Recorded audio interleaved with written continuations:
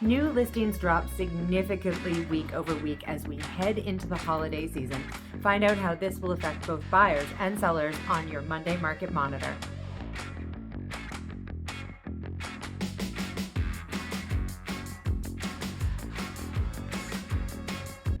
Welcome back to your Monday Market Monitor for the week of November 15th to November 27th, 2022, where I review the highs and the lows of last week's real estate numbers from the Real Estate Board of Greater Vancouver. Remember, I make these videos weekly to keep you informed about the Vancouver real estate market, and if you're finding these of value, do me a huge favor, hit the thumbs up button, and of course hit subscribe so that you can stay in the know when it comes to everything Vancouver real estate. Now let's get down to business. The listings last week dropped significantly from 773 the previous week down to 621. This is a 12-week low in listings for us. We actually haven't seen this few listings since the very last week in August, when we dropped to 628 new listings. Of course, we're headed into the holiday season, so inevitably we will see a significant slowdown in the new listings, and of course in the number of listings that are expiring or coming to the end of their term. While not the lowest number we've seen in the last 21 weeks, we did have 79 listings expire.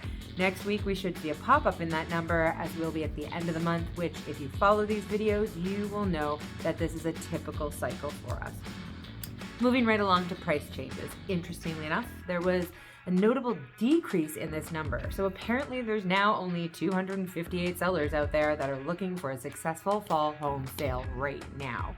And one of the most intriguing properties actually that got a haircut was an apartment building on Cornwall. 7 units, just steps away from Kids Beach, and it got a $390,000 haircut from $4,388,000 to $3,998,000. So interesting properties out there. And this is the time I like to talk about in the video successful home sales. So last week there was 371 successful sales, which is 63 fewer than the previous week.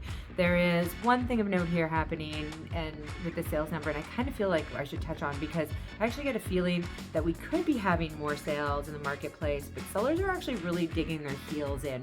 Perfect example, we got an offer last week where we could not come together on a price despite the fact that the listing had to reduce its price and had been on the market for a while. They just felt their price was right for the market.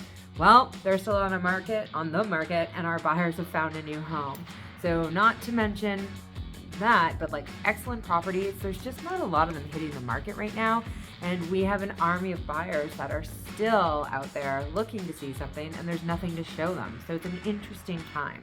So sellers, you should take note. While we are slowing into the holiday season, buyers are still looking and keen to purchase well-priced properties.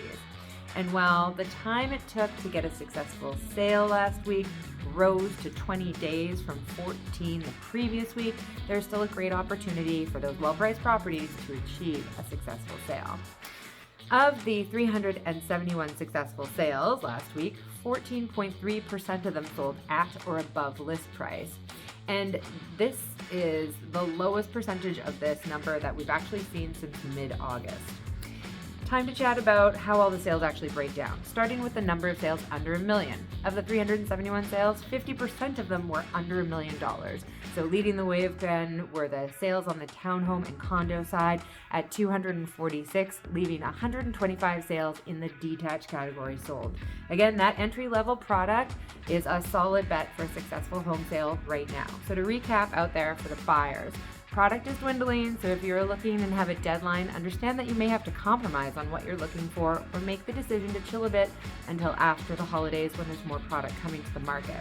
For sellers, if you're debating as to whether or not to sell right now or not, that will depend on the kind of property that you have to sell and how serious you are about achieving a successful sale.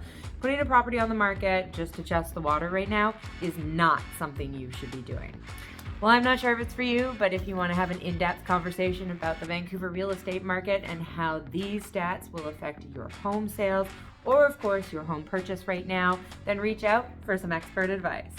Thanks so much for tuning in again to your Monday Market Monitor, and we will see you in the next video.